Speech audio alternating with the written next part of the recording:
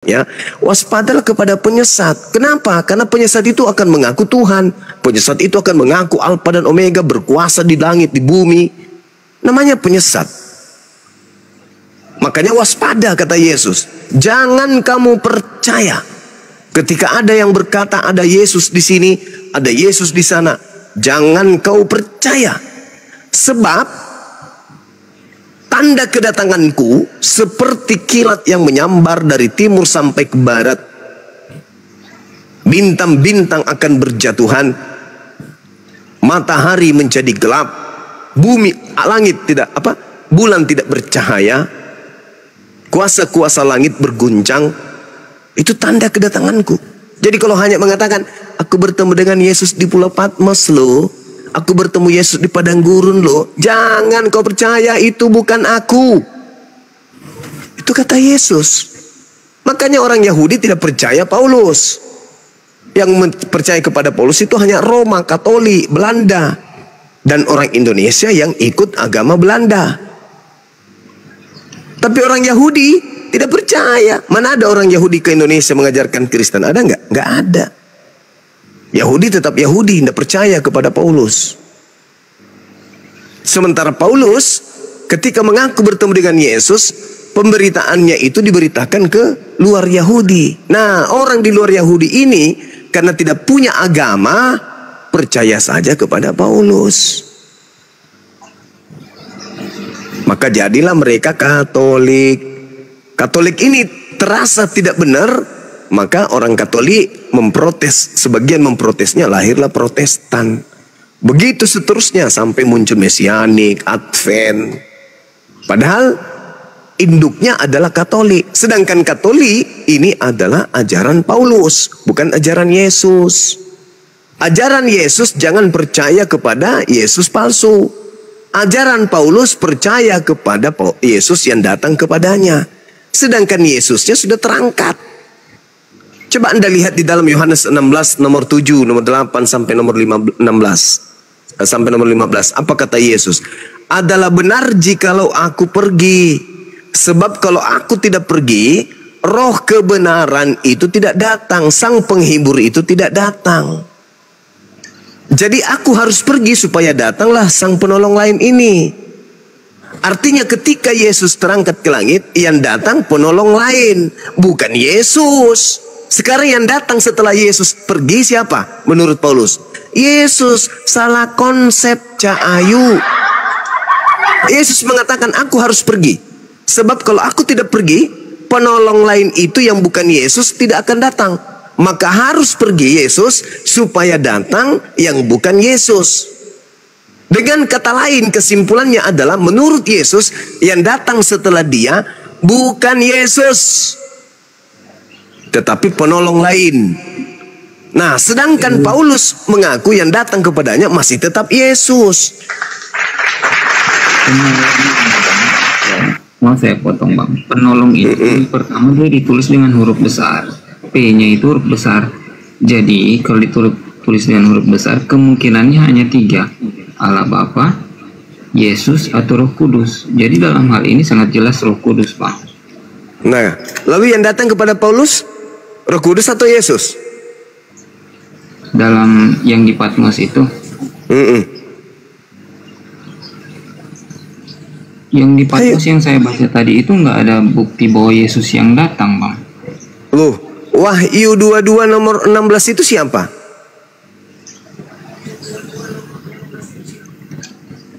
Yang datang kepada Paulus juga itu siapa? Ketika dia di Damsik, padang gurun Damsik itu siapa? Kan Yesus. Anda sendiri mengatakan yang datang setelah Yesus itu adalah Roh Kudus. No, kena berarti. Yang datang kepada Paulus siapa? Roh Kudus atau Yesus? Malaikat itu, Bang. Nah, mengaku Yesus. Aku Yesus telah menyuruh malaikatku memperlihatkan segala hal ini kepadamu untuk semua jemaat. Menyuruh malaikat. Yang mana itu? Yang di Wahyu kan? Iya, Wahyu 22 ayat 16 kan? Nah, sekarang yang saya tanya sama saudara, yang datang kepada Paulus ini, Yang tadi itu? Iya, yang datang di padang gurun. Bolak-balik kita ya.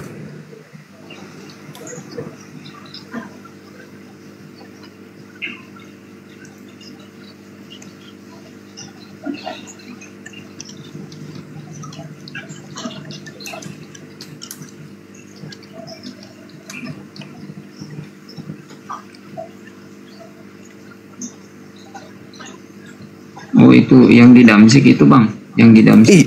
Iya, yang di Damsik itu siapa itu yang datang? Itu kayaknya itu penglihatan, Bang.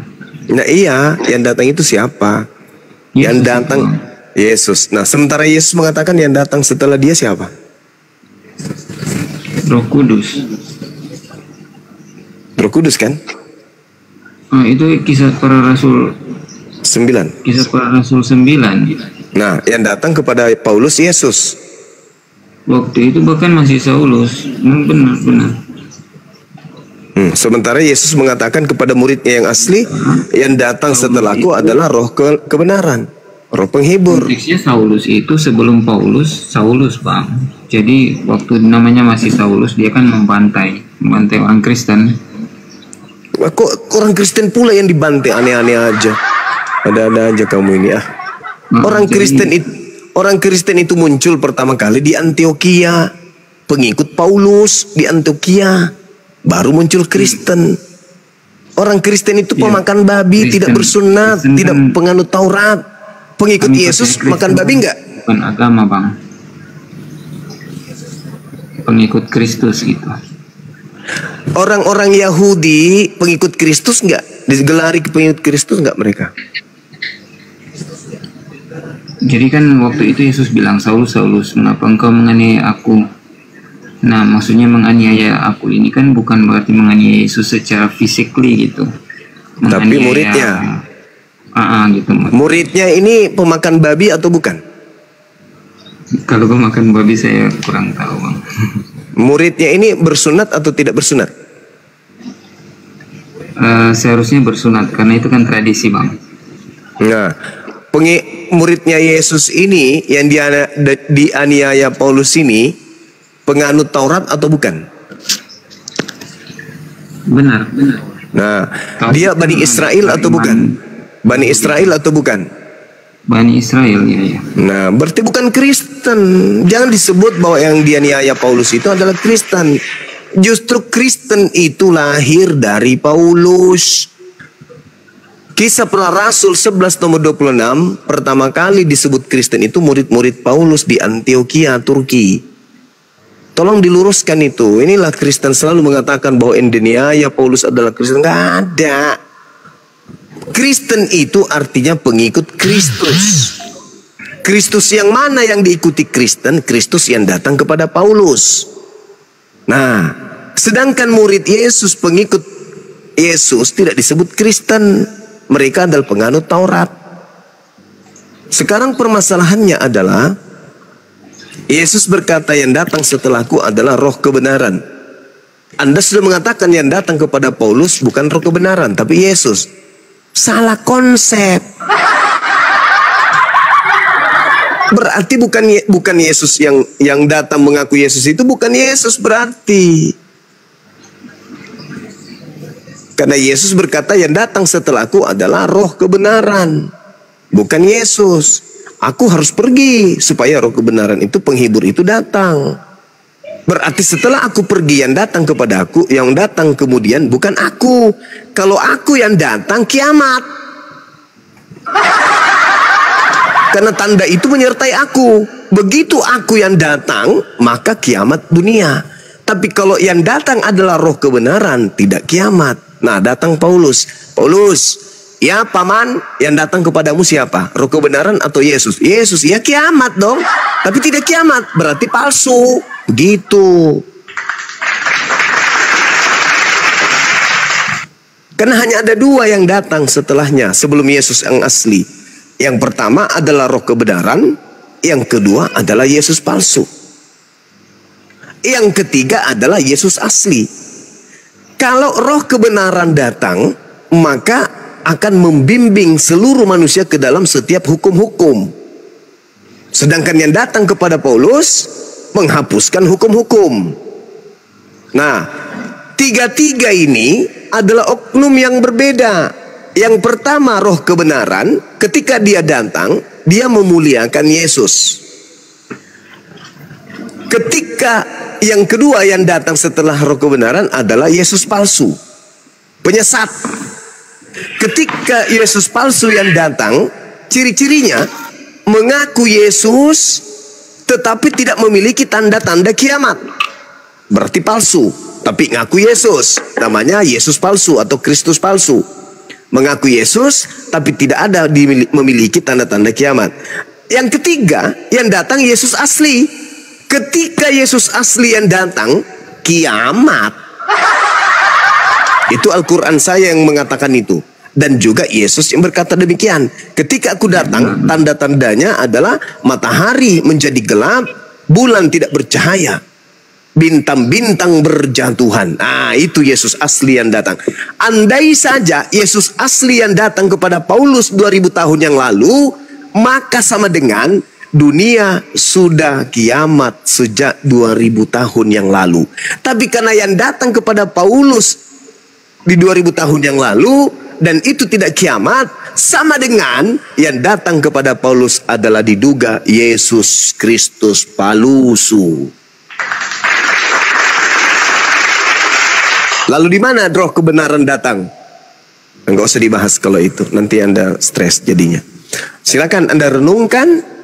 Hanya ada 3 yang datang setelah Yesus terangkat. Pertama, roh kebenaran. Kedua, Yesus palsu. Ketiga, Yesus asli. Yang datang kepada Paulus, Anda lah yang pikirkan. Dan katanya, kata Yesus, ketika datang Yesus palsu, maka dia akan menyesatkan banyak orang. Orang banyak yang disesatkan Yesus palsu itu bukan Yahudi, karena Yahudi bukan agama syiar. Satu-satunya adalah Kristen, karena Kristen artinya pengikut Kristus. Silakan Anda renungkan, apakah ucapan Yesus itu salah atau ucapan Yesus itu benar. Tanda kedatanganku bla bla bla bla bla. Kalau ada yang datang mengaku aku tapi tidak ada tanda-tanda itu, jangan kau percaya. Sekian dari saya, silakan Anda renungkan, Anda pikirkan. Oke Bang, boleh saya kasih satu ini pendek aja Bang. Jadi abang kan berulang kali mengulang Yesus asli datang itu berarti kiamat. Nah itu ada satu hal yang saya tangkap, bahwa memang dalam iman abang juga mengakui bahwa Yesuslah itu yang akan datang untuk di hari kiamat. Jadi menurut saya ya memang Yesus itu yang harus datang di hari kiamat dan membuktikan iman saya gitu Bang. Ya. Itu. Oke, kalau Anda ambil kesimpulan seperti itu, oke. Berarti yang datang mengajarkan Paulus, yang mengajarkan Kristen itu bukan Yesus. Sudah selesai. Apa artinya Yesus datang menjelang hari kiamat kalau ternyata yang Anda ibadahi adalah setan? Percuma kan? Sedangkan kedatangan Nabi Isa alaihissalam, kata Al-Quran, wa innahu la ilmul lisa'ah fala tamtarunna biha wattabi'un. Kedatangannya adalah menghakimi orang-orang yang menuhankan dirinya. Wa isqalallahu ya Isa bin Maryam a anta qulta linnas tahizuni wa ummi. Apakah engkau yang mengajarkan orang-orang kuclu ini untuk menuhankan dirimu selain daripada aku? Ma qultu lahum illa ma amartani bi ani ubudullah rabbi wa rabbakum. Ma qultu lahum illa ma amartani bi ani ubudullah. Sembahlah Allah, Rabbi wa rabbakum, Tuhanku dan Tuhanmu. Nah, kemudian kenapa Yesus datang untuk kedua kalinya? Sebagai hakim. Kenapa dia menjadi hakim? Karena ada yang terdakwa. Siapa yang terdakwa? Yang melantiknya menjadi Tuhan hanya oleh karena kesaksian Kristus palsu yang mengajarkan untuk disembah. Pergilah ke seluruh dunia, jadikanlah seluruh bangsa menjadi pengikutku. Nah, gara-gara itunya maka Yesus datang untuk menghakimi. Apa buktinya? Saya perlihatkan kepada Anda. Yohanes 12 nomor 48. Itu bukti bahwa datang ke Yesus kedua kalinya untuk menghukumi Kristen. Baca Yohanes 12 nomor 48. Yesus datang untuk memblender Kristen. Itu dalilnya tuh. Barang siapa yang menolak aku dan tidak menerima firmanku, dia sudah ada hakimnya, yaitu firman yang pernah aku katakan. Firman itu kelak yang akan menjadi hakimnya di akhir zaman. Siap-siap aja Anda. Segala firman yang engkau berikan kepadaku telah aku sampaikan kepada mereka. Firman-firman inilah kelak yang akan menjadi hakim. Apa? Murid-muridnya mengakui dia hanya rasul. Murid-muridnya mengaku dia utusan Tuhan. Murid-muridnya mengaku Yesus ini hanya untuk Bani Israel. Murid-muridnya mengaku bahwa Yesus tidak berkata-kata dari dirinya sendiri. Apa yang Yesus katakan adalah apa yang difirmankan oleh Tuhan kepadanya. Murid-muridnya bersaksi kemudian bahwa Yesus melakukan mujizat-mujizat, tanda-tanda kekuatan sebagai nabi, sebagai rasul, sebagai pertanda mujizat yang didatangkan oleh Tuhan melalui Yesus, semata-mata hanya sebagai rasul. Dan Yesus bersaksi di tengah-tengah Bani Israel. Yohanes 5 nomor 36, bahwa seluruh mujizat, tanda-tanda kekuatan yang dilakukan, semuanya itu bersaksi bahwa dirinya hanyalah utusan Tuhan. Di luar daripada itu akan diblender masuk ke dalam neraka. Makanya dia datang. Untuk apa dia datang? Untuk membuktikan di hadapan manusia bahwa apa yang manusia lakukan dan sangkakan terhadap dirinya itu adalah konyol. Apa buktinya? Anda baca Matius 7 nomor 22 nomor 23. Pada hari terakhir nanti, menjelang kiamat nanti, banyak orang memanggil aku Tuhan, Tuhan. Siapa itu? Keturunan Anda. Keturunan orang-orang yang menyembah Kristus Yesus, yang nanti akan sampai pada hari kiamat. Karena Anda tidak mungkin sampai hari kiamat. Paling kalau Anda sampai hari kiamat, usia Anda ribuan tahun. Kecuali kalau kiamatnya besok. Pada hari terakhir nanti, kata Yesus, banyak orang memanggil aku Tuhan, Tuhan, Tuhan. Bukankah Yesus, bukankah kami bermujizat pakai namamu Yesus? Bukan kami mengusir setan pakai namamu Yesus? Pada hari itulah aku Yesus akan berterus terang kepada mereka yang memanggil aku Tuhan, kepada mereka yang bermujizat pakai namaku, kepada mereka yang bernubuat pakai namaku, kepada mereka yang bermujizat pakai namaku, dengan berkata, enyahlah daripadaku kalian semua pembuat kejahatan, aku tidak mengenal kalian. Kira-kira ketika Yesus datang kedua kalinya, siapa yang diusir itu? Yang memanggil Yesus Tuhan itu siapa? Yang bernubuat, mengusir setan, bermujizat pakai nama Yesus yang diusir itu siapa? Anda. Jadi jangan Anda bangga. Oh, berarti benar Tuhanku datang. Nenek lu kiper. Justru dia datang untuk menendang pantatmu, bokongmu sampai kau terbang ke neraka. Untung Islam datang memperingatkan ente. Sadarlah kawan, Yesus itu bukan Tuhan. Yesus memperingatkan kepada muridnya agar waspada kepada si palsu yang datang mengaku-ngaku Yesus. Anda menyembahnya hari ini, oke, Yesus datang tuh, Tuhan Yesus, langsung ditampar muka mau pakai apa? Tutup panci, ketupak. Yang ngajarin kamu saya Tuhan siapa? Yang mengajarkan kamu itu mengusir setan pakai namaku itu sopo? Yang mengajarkan kamu itu makan babi, tidak bersunat, menyembah aku, masuk ke gereja, ibadah minggu itu siapa? Aku yang pernah ngajarin kamu? Enggak. Yohanes 12 nomor 48. Jelas di sana Yesus mengatakan, barang siapa yang menolak aku dan tidak menerima perkataanku, dia sudah ada hakimnya, yaitu perkataan yang pernah aku katakan kepada mereka. Perkataan itulah kelak yang akan menjadi hakimnya di akhir zaman. Kamu dan Bang Suma diajak di hadapan Yesus dihakimi. Yesus datang, kata-kata, Yuradit, ya paman. Bang Suma, ya paman. Berdiri. Nah, kita berdiri berdampingan. Saya dihakimi pertama kali. Bang Suma, siap komandan. Kamu tidak menuhankan saya. Yes, karena kau mengajarkan bahwa yang berhak disembah hanya dia yang ada di langit. Wah, tepuk tangan Yesus. Pintar orang ini, kata dia. Terus kamu kenapa kemudian tidak bersunat? Kenapa kamu bersunat? Loh, kan kau mengatakan bahwa yang mengasihi aku adalah yang mengikuti aku. Aku bersunat, kamu bersunat.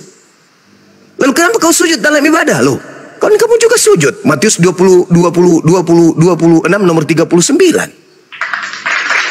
Lalu kenapa kau berpuasa? Kamu sendiri berpuasa pun, aku juga berpuasa, ikutlah kau.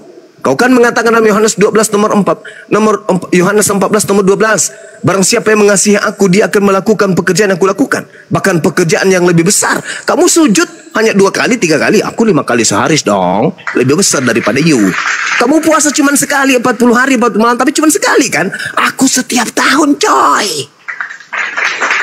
Aku Aku lebih besar dari you. Lalu bagaimana? Aku kena hukum? Oh enggak sih, karena kamu tidak melanggar apa yang aku katakan. Nah sekarang giliran Yuradit dipanggil. Yuradit, iya paman. Sambil gemetaran lututmu kan sedikit ada menetes dari tengah. Ada yang basah turun ke bawah sampai ke mata kaki. Gemetaran lutut ditanya, kamu siapa yang memerintahkan menuhankan aku? Pak RT. Terus yang ngajarin kamu, yang kau contohi makan babi dan ibadah minggu serta tidak bersunat itu siapa? Pak RT, Pak. Kau kusuruh menyembah siapa rupanya? Hidup kekal itu adalah mereka mengenal engkau satu-satunya Tuhan yang benar dan mengenal Yesus Kristus sebagai apa? Sebagai apa? Ditampar lagi kau pakai tutup panci. Kesepak! Buka mulutmu, ngomong. Kau mengenal aku supaya hidup kekal, kau kenal aku sebagai apa? Ngomong. Kau tidak ngomong lagi, gigimu gemetar, ditampar lagi. Kesepak! Ngomong kau. Kau supaya hidup kekal, kau mengenal aku sebagai apa? Jawab.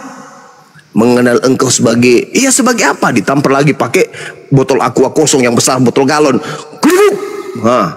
Jawab. Dengan terbata-bata kau mengatakan, aku mengenal engkau sebagai Tuhan. Yang ngajarin siapa? Ulah, enyahlah kau daripada aku, kau semua adalah pembuat kejahatan.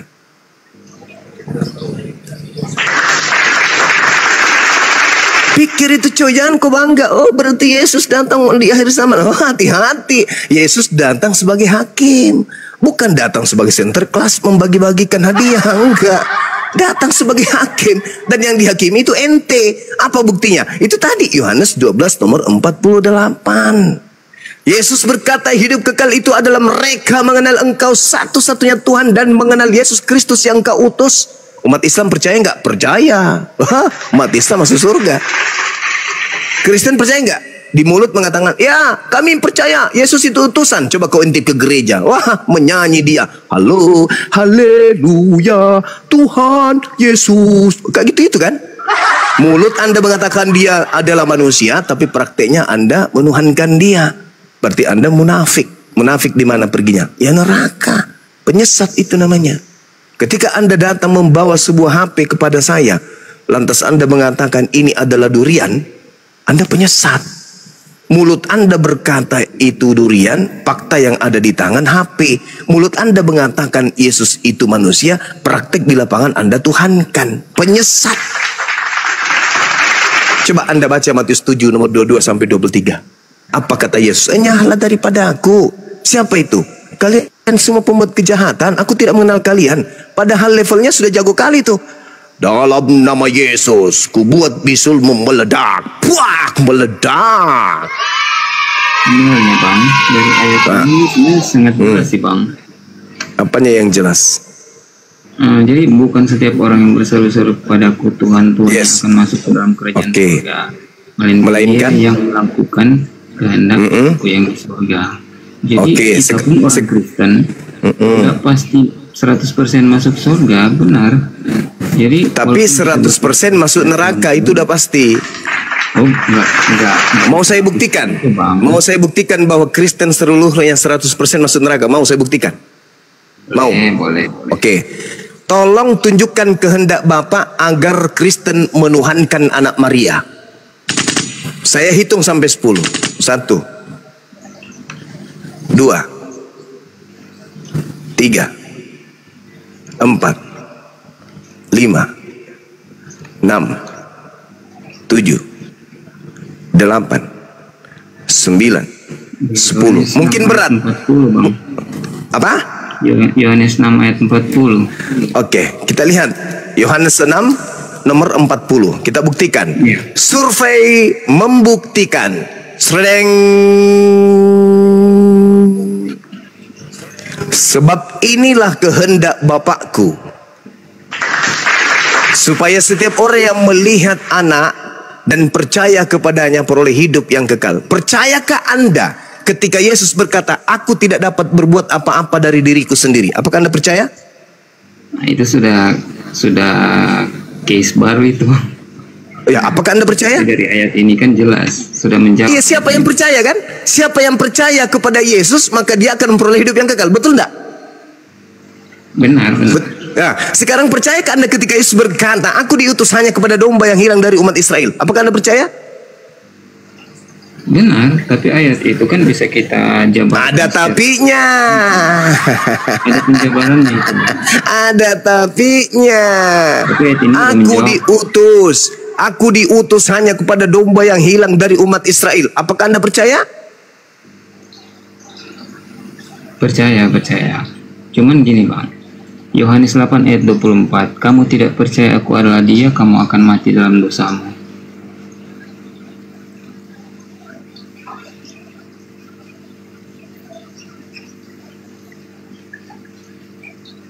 Aduh, ditombak. Kemana ini Bang Juma? Kemana Gurunda ini? Tombak. Sabar. Biasa kena tombak. Oh, Wah, Perhatiin di bawah Bang Juma, kena naik lagi ya. siap. Ini Pak Yuradit ini terlalu dalam memang doktrinnya Bang.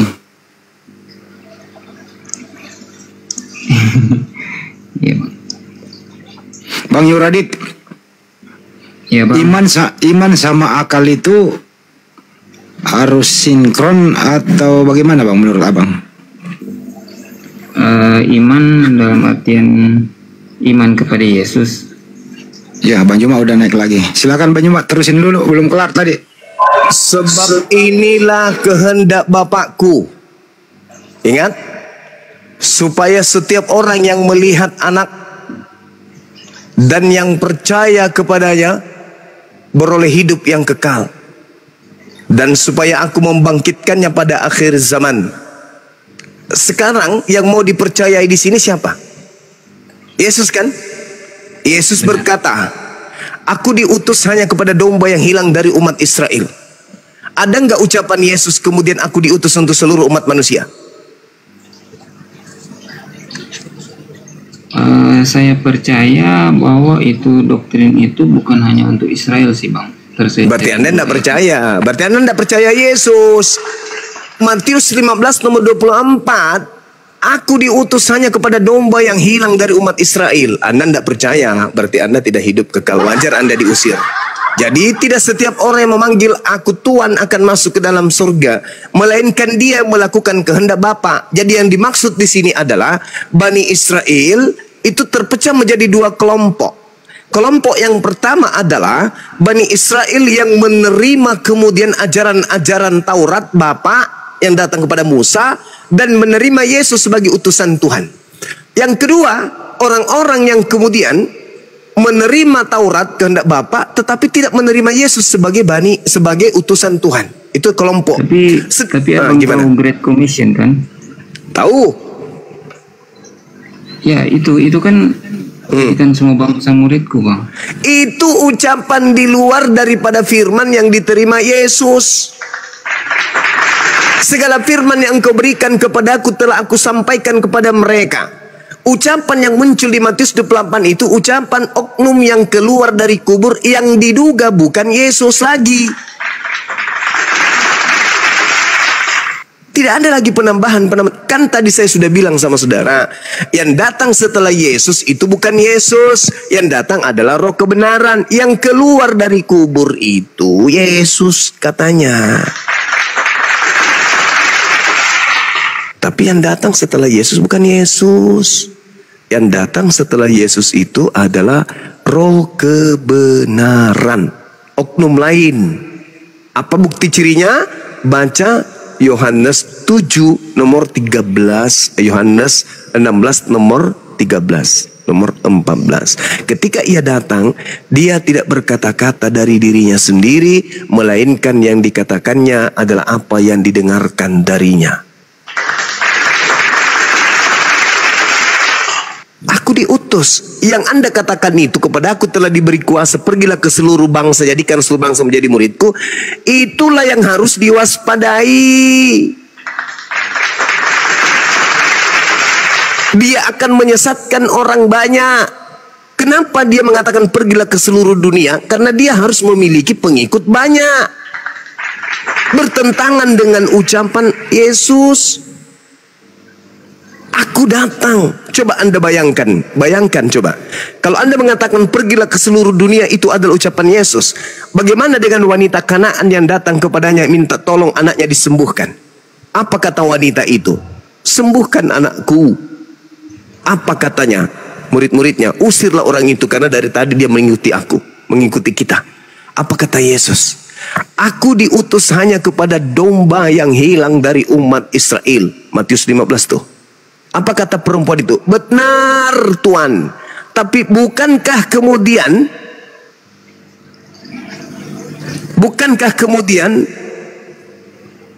apa kata Yesus? Tidak patut roti yang disediakan untuk anak diberikan kepada anjing. Itu kata Yesus. Apa kata wanita Kanaan itu? Betul Tuhan, tapi bukankah anjing makan sampah dari meja tuannya? Apa kata Yesus? Besar imanmu ibu, jadilah seperti apa yang engkau inginkan. Apa yang ibu itu inginkan? Sembuh anaknya. Sembuh anaknya. Itu yang diinginkan ibu itu. Tapi apakah kemudian gelarnya sebagai anjing itu dilepas sampai dia menjadi domba? Enggak, tetap aja anjing. Malah Yesus senang. Besar imanmu. Artinya apa? Betul pengakuanmu bahwa kamu itu adalah anjing pemakan sampah. Jadilah seperti apa yang engkau inginkan, maka sembuh anaknya. Kalau orang yang bertemu langsung aja disebut anjing adalah satu hal yang mustahile, murid-muridnya disuruh kemudian pergi kepada kalangan anjing-anjing. Menjadikan anjing-anjing menjadi pengikutnya itu mustahile. Sedangkan yang bertemu langsung aja ditolak. Hanya disebut sebagai anjing. Apalagi dia borok-borok, dia mau menjilat ludahnya sendiri. Matius 10 nomor 5 nomor 6. Yesus berpesan kepada ke-12 muridnya agar jangan ke bangsa selain dari bangsa Israel, melainkan pergilah kepada domba-domba yang hilang dari umatku Israel. Yesus berpesan kepada ke-12 muridnya agar jangan ke bangsa lain, melainkan kepada Bani Israel, kepada domba-domba yang hilang dari Bani Israel. Itu pesan Yesus. Tapi ada muncul makhluk keluar dari kubur. Pergilah ke seluruh bangsa, jadikanlah seluruh bangsa menjadi pengikutku. Itu bukan anak Maria lagi. Itu yang diduga Kristus palsu, Cak Ayu, yang melahirkan Kristen. Begitu saudara. Tapi ada Saya kira saksinya, Bang. apa? Saksinya bahwa Yesus yang bangkit kan? Siapa yang melihat Yesus keluar dari kubur? Nggak ada Ya, muridnya. Maria Magdalena. Nggak ada. Nggak ada. Tidak ada. Cucukkanlah tangan. Cucukkanlah tanganmu katanya.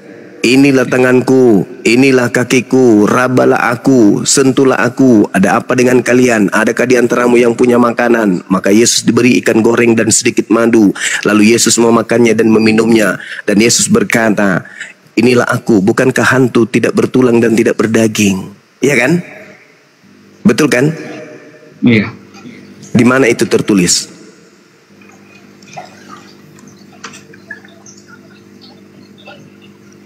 Di mana itu Bang tertulis?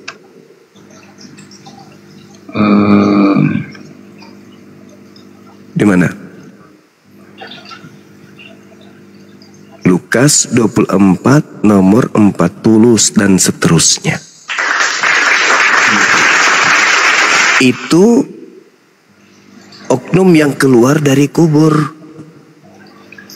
Tapi mayatnya di mana, Bang? Ya itulah mayatnya tuh yang bicara tuh.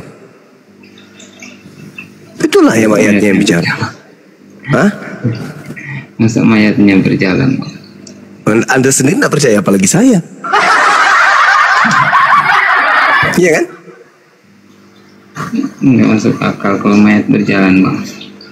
Nah itu dia. Anda aja tidak percaya, apalagi saya. Terminologi bangkit sama mayat kan beda, Bang. Kalau dia bangkit dari pingsan gimana? Kan Yesus bilang, aku berkuasa memberikan dan mengambil. Itu ucapannya sendiri atau ucapan Tuhan?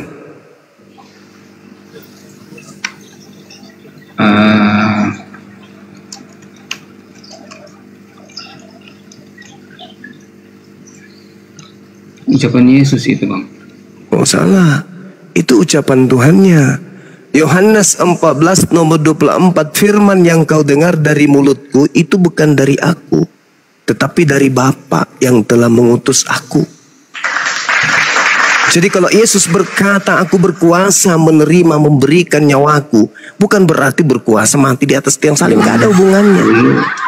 Yohanes 10 ayat 17-18, Bang. Ya, coba aku baca.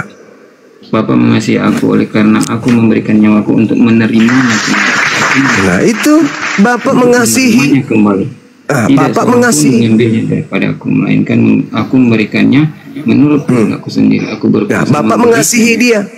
Nah sekarang pertanyaan saya, maukah Yesus kemudian itu menyerahkan nyawanya untuk disalib?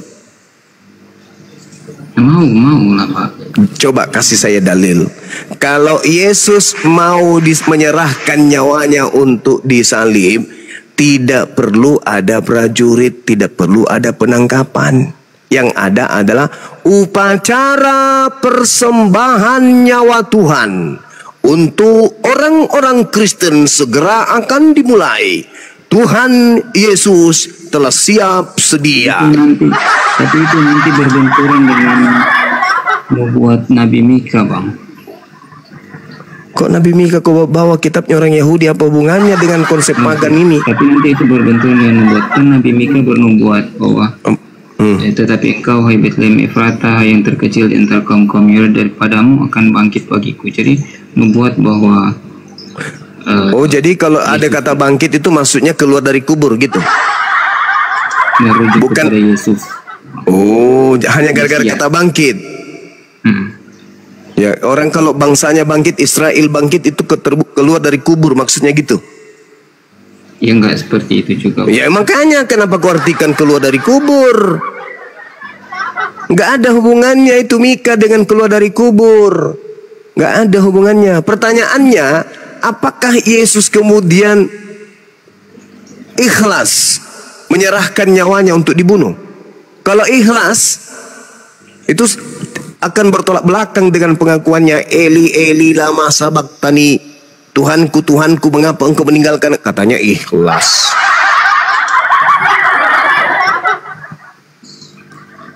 Terus ketika dia ingin dibunuh di Yohanes 8, kenapa dia protes?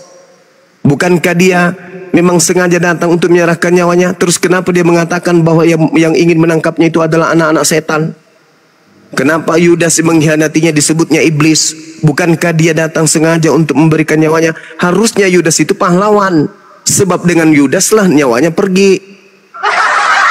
Kok hancur kayak begitu? Berantakan kayak gitu.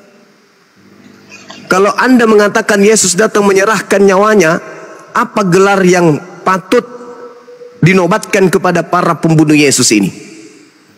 Menurut saudara, kalau Yesus datang memang untuk menyerahkan nyawanya, apa gelar yang pantas untuk diberikan kepada para pembunuh Yesus?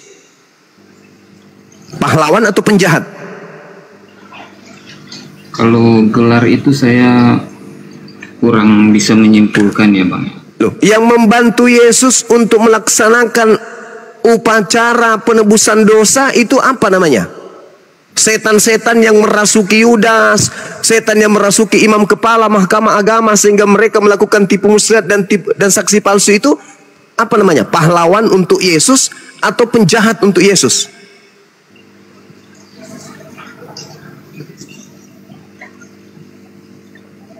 Saya kurang bisa menjawab. Bukan kurang, Anda mencoba untuk menyembunyikan kebenaran. Yukhadi'unallaha walladzina amanu wa ma yakhda'una illa anfusahum wa ma yash'urun. Orang-orang kafir ingin menipu Allah dan menipu orang-orang beriman, padahal sebenarnya mereka menipu diri mereka sendiri. Bagaimana mungkin Anda tidak mengetahui Yesus datang ke bumi menjadi manusia, sudah tahu dirinya datang untuk dibunuh, maka dia mempersiapkan para pembunuh-pembunuhnya dan yang terlibat terhadap kegiatan prosesi pembunuhan terhadap dirinya, terlibatlah setan. Berarti setan ini adalah pahlawan. Ayo, tanpa setan penyaliban tidak terjadi. Tanpa setan Yudas tidak berkhianat. Tanpa pengkhianatan, Yesus tidak diketahui persembunyiannya. Tanpa diketahui persembunyiannya, Yesus tidak disalib. Tanpa disalib, Kristen tidak ditebus dosanya. Tanpa ditebus dosanya, Kristen masuk neraka. Berarti iblis adalah pahlawan bagi Kristen. Titik. Jadi begini bang, Apalagi? saya tambahkan sedikit. Silakan. Bahwa kita tuh percaya, umat Kristen percaya bahwa penyaliban Yesus itu kan pertama nubuatan. Kata siapa? Yang kedua, Mazmur. Kitabnya agama lain lagi yang kau bawa-bawa untuk Tuhanmu Yesusmu itu. Mazmur berapa tadi? Ada ditulis bahwa orang yang menderita gitu bang, harus disalibkan menderita. Ada nubuatnya itu. Mazmur mana? Mazmur 22.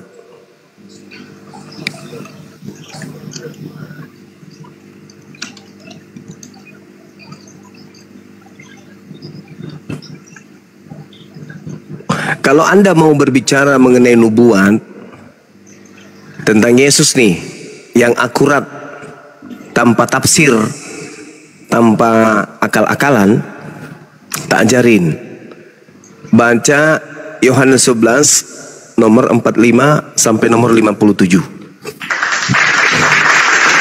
Itu nubuat pembunuhan terhadap Yesus. Jangan kau lari ke Yesaya, ke Mazmur, nggak usah kau pergi ke agama kitabnya orang. Ya, nubuat kan memang harus mundur ke belakang bang. Oh, tidak mesti. Tidak mesti. Oh, tidak mesti bang. Gimana sih? Makanya harus mundur ke belakang. Iya. Oke. Yesaya 9 nomor 6. Pada hari ini telah lahir bagimu. Itu nubuat untuk Yesus telah lahir. 600 tahun sebelum Yesus lahir sudah tertulis telah lahir. Itu untuk Yesus. Iya, benar-benar. Telah lahir atau sudah lahir Yesus itu pada saat itu?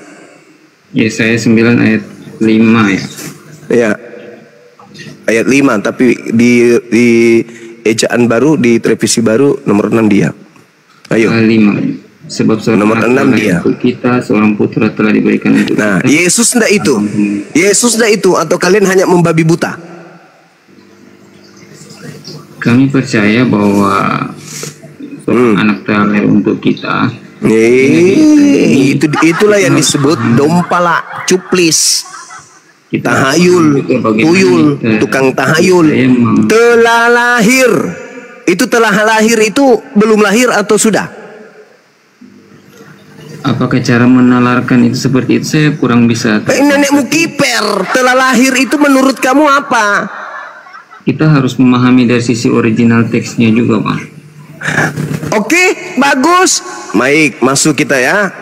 Bagus ini kalau berbicara mengenai original teks ini saya suka. Awas kau lari nanti, awas kau lari. Kau lari nanti lagi. Lebih kacau original teks nanti dia yulat telah lahir. Ya, iya, itu makanya. Mari kita lihat.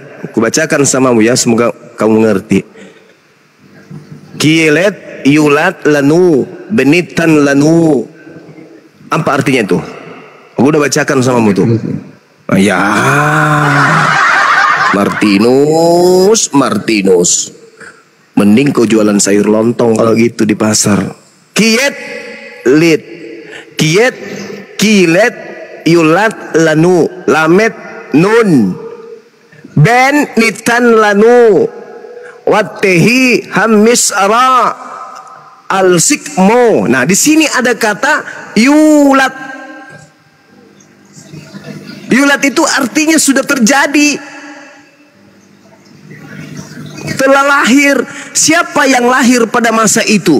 Yang lahir pada masa itu yang membebaskan kemudian Yerusalem adalah Hizkia. Hizkia yang memimpin perang, membebaskan kemudian orang-orang Yerusalem, orang-orang Palestina, orang-orang Yerusalem Bani Israel dari penjajahan. Siapa yang lahir pada saat itu? Pada saat kemudian kitab Yesaya itu dibacakan, dituliskan oleh Yesaya, itu seorang raja Yehuda telah lahir bernama Hizkia. Alamak, susah ini orang Kristen. Udahlah ya, teman, nanti lagi ya, istirahat dulu kita ya. Saudara Bang. ya. Makasih banyak ilmunya Bang. Sama-sama. Ya. Oke, nanti lagi. Amin. Berbincang dengan Abang. Saya juga demikian. Ya, sama-sama saudara.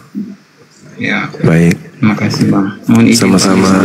Siap. Ntar dulu Yurat. Ya. Yurat jangan pergi dulu ntar. Yurat, Saya nonton di bawah aja Bang. sini aja dulu. Saya nonton di bawah aja Bang. Lu bedain dulu itu yang tadi ya. Bedain manusia sama Tuhan ya. Bang, saya udah dari tadi nih. Udah panas kepala nih Bang. Panas kepalanya ya Bang.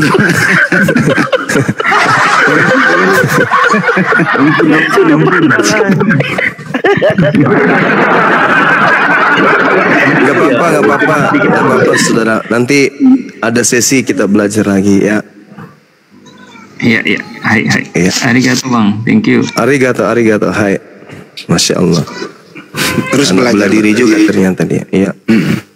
Terus belajar bro. Tapi kamu Kristen yang baik. Nggak menghujat. Nyambung nggak nyambung lah. Yang penting kan kamu yang baik lah di sini daripada yang lain tadi. Iya. Biasanya yang kayak gitu mengakui kebenaran tapi gengsi aja. Dia tahu bahwa ini benar, ini salah, tapi cuma masih gengsi gitu. Jadi sedikit keraknya itu sedikit demi sedikit digosok akhirnya nanti cilak kepalanya. Ya Bang Juma berusaha fungsikan akalnya. Dia berusaha tetap Matikan steady. akal. Tetap steady imannya, matikan akalnya. Ya, emang kerjaan nggak mudah sih itu, Pak. Nggak mudah itu. Iya. Akhirnya pasti panas kepala dong. Akal susah dikendalikan sama iman. Panas kepala itu. Panas. Iya. Itu kalau dikasih es balok di kepala langsung mencair itu udah waktu 5 menit. Saking panasnya itu. Iya. Betul. Ya udah, lanjut lagi tuh. Siap. Ini namanya susah ini. Kenzo Spot, selamat pagi. Selamat pagi, buka mute-nya sudah. Selamat pagi, Bang. Selamat pagi. Kami udah ketiduran dia, Bang Andi. Oke, ganti dulu. Silakan yang Kristen naik. Bang Adi Da Silva, selamat pagi. Assalamualaikum warahmatullahi wabarakatuh, saudaraku. Waalaikumsalam warahmatullahi wabarakatuh. Silakan, ada yang mau disampaikan. Nggak cuman kagum aja sama ilmu pengetahuannya Bang Juma, Masya Allah. Mudah-mudahan ilmunya berkah menjadi amal jariah. Amin ya rabbal alamin. Amin ya rabbal. Makasih Bang. Juga teman-teman semuanya, saudara-saudara semuanya. Makasih. Masya Allah. Ini hostnya dari tadi bolak-balik ngundang ini.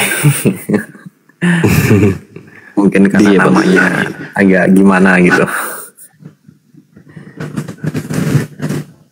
Iya Bang. Dikira mungkin ini kita beda akidah kali.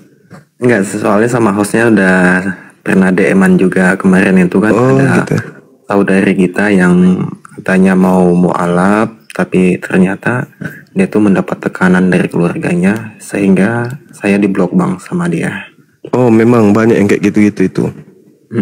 Oh iya Kemarin betul. itu udah saya kirim juga sih akunnya. Lepor-leporan pada jauh ke situ. Iya. Ya udah dulu ya Bang Adi ya. Siap-siap abangku. Kang Dito itu ada yang baru naik. Siap. Dewata.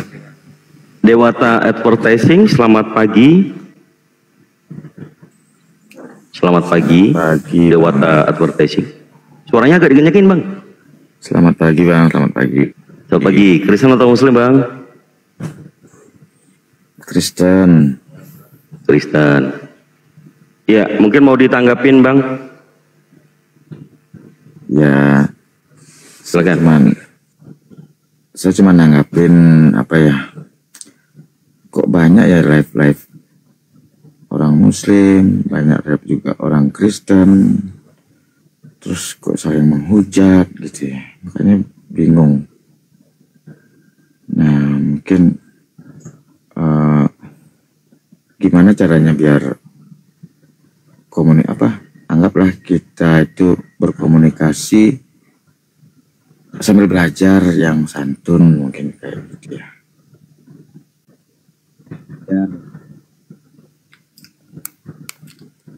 Ya mungkin saya mau tanya, saya juga sering masuk ke live-nya yang Kristen, juga saya sering masuk. Nah, ini saya baru ketemu juga live-nya Muslim gitu ya. Yang saya tanyakan itu,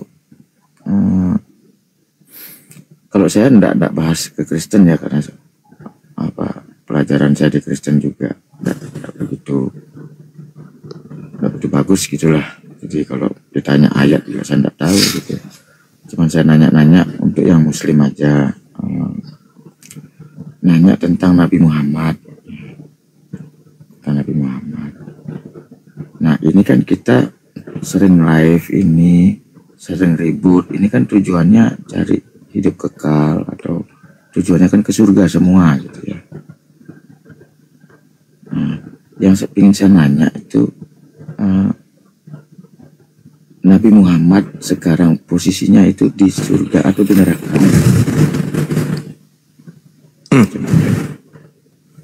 Mati meja.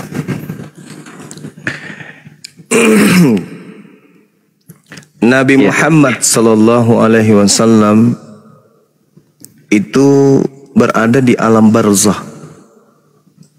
Alam barzah, alam di antara dunia dan akhirat. Itu Bang. Di dalam pemahaman kami umat Islam seperti itu adanya. Kalau di dalam kitab saudara disebut Hades dalam bahasa Yunani, kalau dalam bahasa Ibrani disebut Sheol, kalau di kami barzah, alam ruh, alam kematian. Al-Quranul Karim menjelaskan di dalam surah Ali Imran ayat 169. Ayat 169. Nabi Muhammad itu tidak mati, melainkan hidup di sisi Allah. Wala tahsabanna alladhina qutilu fi sabilillahi amwata bal ahya inda rabbihim yurzaqun. Jadi Nabi Muhammad itu hidup kemudian bersama dengan orang-orang yang jihad, mati dalam keadaan jihad. Itu diterangkan kemudian di dalam Al-Quranul Karim. Jadi ada banyak ayat yang kemudian menjelaskan bagaimana kehidupan Nabi Muhammad setelah kematian. Al-Quranul Karim surah An-Nisa ayat 69, Al-Ankabut ayat 68. Seperti itu kawan. Masya Allah. Baik, terima kasih banyak Gurunda. Ini soalnya Gurunda mungkin udah masuk jam istirahat ya Gurunda ya. Iya. Ron, mungkin bisa satu patah dua kata sebelum saya memberikan ultimatum dari bantahan di dalam Yeremia. Gurunda silakan tafadhol. Ya baik. Jadi sahabat-sahabat sekalian, terima kasih ya malam ini sampai subuh hari ini di tempat saya sudah hampir jam 3 betul. Materi yang saya sajikan masih memberikan ruang kepada teman-teman kita Kristen terkait 20 juta yang mampu kemudian membuktikan secara akurat bahwa yang datang kepada Paulus itu adalah benar Yesus anak Maria. Akan kita berikan 20 juta ya, kita transfer, dan ini bukan main-main, ini bukan ece-ece, ini serius.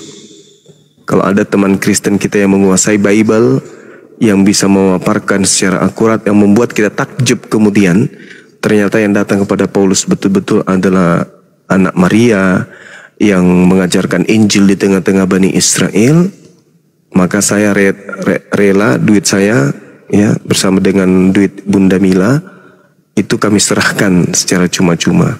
Artinya bahwa teman-teman Kristen ini betul-betul mendalami materi tentang Bible, bukan hanya mendengar-dengar saja dari pendeta dan pastor sambil manggut-manggut, tetapi mereka betul-betul mendalami kitab mereka sehingga mereka menjadi Kristen yang baik. Sekali lagi, sampai hari ini dan malam takbir seterusnya, malam takbir akan tetap saya suarakan materi ini, memancing saudara kita Kristen untuk naik ke Qomal, menjelaskan apakah betul yang mereka sembah ini adalah dia yang datang kepada Bani Israel sebagai nabi, sebagai rasul, yaitu Yesus Kristus. Seperti itu saudara ya. Jadi saya masih menunggu sampai malam takbir saudara Kristen yang mampu menjawab sayembara ini. Demikian, terima kasih atas perhatiannya. Mudah-mudahan apa yang saya sajikan bisa mendapatkan nilai ibadah di sisi Allah, dan yang mendengarkan juga demikian adanya. Dan juga teman-teman Kristen yang bisa mendengarkan ini, mudah-mudahan bisa jadikan sebagai pelajaran untuk lebih mendalami lagi kitabnya. Demikian, subhanakallahumma bihamdi, asyhadu an la ilaha illa anta astaghfiruka wa atubu ilaik. Salam tauhid, salam satu Tuhan. Jayalah Islamku, jayalah Indonesiaku. Assalamualaikum warahmatullahi wabarakatuh. Waalaikumsalam warahmatullahi wabarakatuh. Sehat selalu. Ya, silakan dilanjut. Makasih. Baik. Sebelum dirungkatkan atau kita mau lanjut lagi diskusi ya sampai pagi di Sobat Bang Ardi, kita melihat dari tadi sudah banyak kepanasan waktu Gurunda kita menyampaikan dialog dengan Saudara Yuradit. Ini saya kutip di Yeremia 51 nomor 39. Yeremia ini adalah nabi ya. Jika mereka merasa panas, aku menyediakan perjamuan bagi mereka. Akan membuat mereka mabuk ya mas ya, supaya mereka menjadi pusing dan jatuh tertidur untuk selama-lamanya. Tidak akan bangun-bangun lagi. Demikianlah firman Tuhannya Yeremia, nabinya orang Yahudi.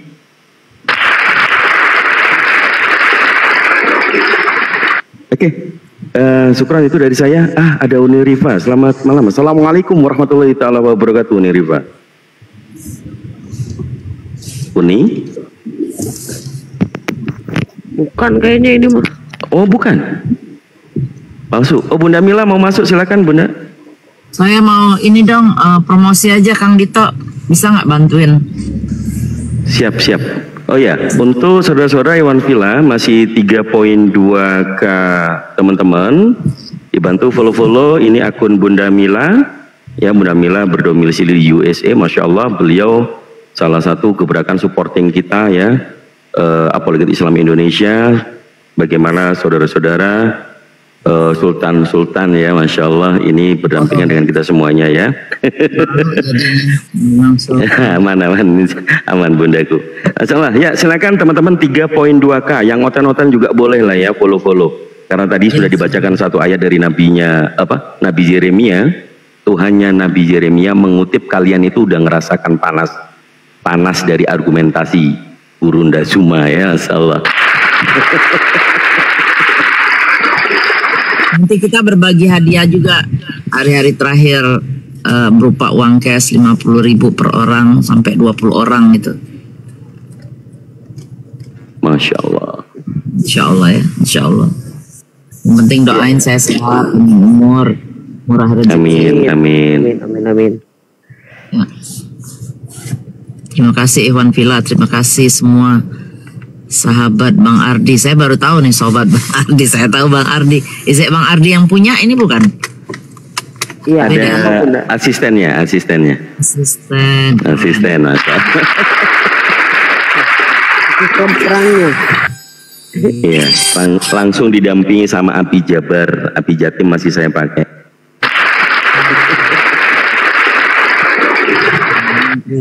Semoga makin jaya, makin besar ya. Amin.